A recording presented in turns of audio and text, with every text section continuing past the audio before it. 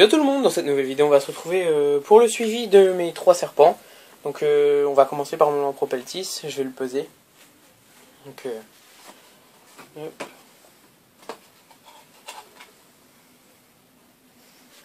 Fait 41 grammes. Donc je note et je vous retrouve juste après. Donc voilà, là on a pesé le Lampropeltis, donc qui faisait 41 grammes. Là on va peser mon petit élaf qui s'était transformé en agrafeuse quelques jours. Mais bon, il s'est arrêté.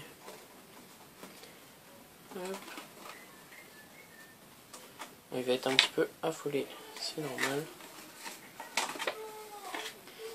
Ah là là là là. Doucement.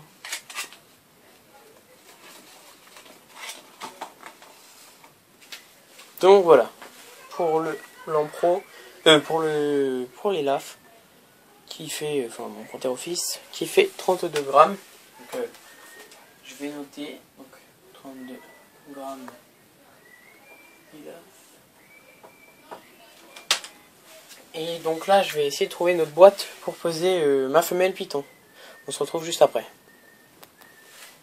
Donc là on se retrouve pour peser mon python Régius, donc ma femelle, qui pesait 250 grammes à son arrivée. Donc je vais la mettre dans la boîte, donc sur une boîte de Rangers. Donc, 380 grammes.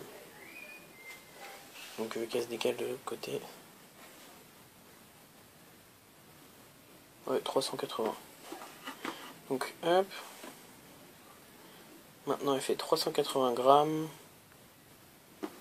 Elle a pris quand même plus de 100 grammes depuis qu'elle est arrivée. Et donc ça se voit, hein, elle a beaucoup grandi d'habitude. Enfin avant, elle tenait dans ma main. Maintenant, on va dire qu'elle a un peu changé, qu'elle a grossi. Donc voilà. Donc on se retrouve pour les mesurer. A tout de suite. Donc là je vais peser mon iguane. Donc j'ai pas trouvé de truc assez grand dans lequel je peux le mettre. Donc hop, il va y aller simplement comme ça pendant quelques secondes. Il fait 2164. Donc en gros 2 kg 164. Quand il est arrivé, il faisait même pas 1 kg 700. Donc ça prouve que le pépère a vraiment repris du poids. Je suis vraiment content, c'est super pour lui. Donc normalement il devrait aller mieux. Enfin je sais pas. J'ai parlé avec une dame qui élève des iguanes et elle m'a dit que il allait pas reprendre vraiment de poids, mais plus de la masse musculaire en bougeant tout ça. Donc j'ai repris quelques carences, par exemple au niveau des pattes. Parce qu'il arrivait presque plus à marcher, et donc là maintenant il remarche correctement, même des fois il court pour aller quelque part ou pour manger. Donc c'est vraiment super. Donc je vais mesurer tous les reptiles maintenant. Donc, je vous retrouve juste après. Donc pour un iguane il faut mesurer les 3 parties, donc la queue, la tête, le ventre et la tête. Donc à peu près 13 cm pour la tête. Donc je vais noter sur une feuille. Donc,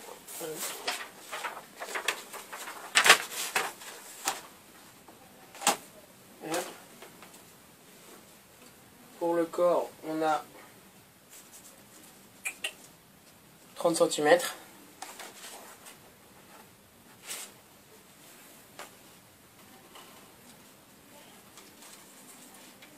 Il est pas content.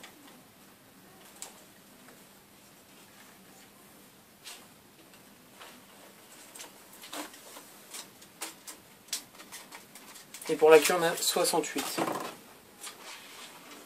Donc je coupe, je vous dis le total juste après. Et voilà. Donc là, je vais tester pour mesurer mon Lampropeltis. Donc il va muer, donc je veux pas trop le déranger. Je vais juste l'attraper dans la tête. Non, il veut pas. Et après. Ouais, il fait 53 cm. Donc je vais le reposer, je vais pas l'embêter. Donc je fais une petite coupure, on se retrouve juste après. C'est bon. Donc là, je vais mesurer mon élaf. Enfin, mon élaf. C'est plus le nom, c'est le nom maintenant, c'est Lampropeltis. Donc, et de bien le maintenir.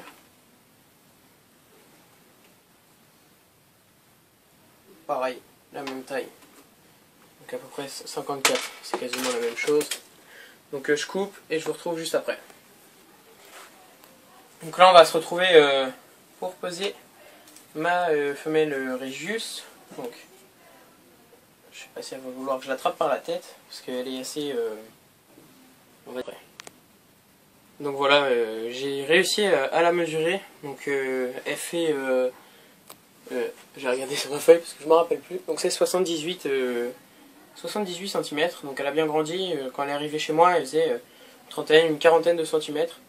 Donc elle prend bien du muscle, elle grandit bien. Donc voilà, on se retrouvera pour une prochaine vidéo. Salut!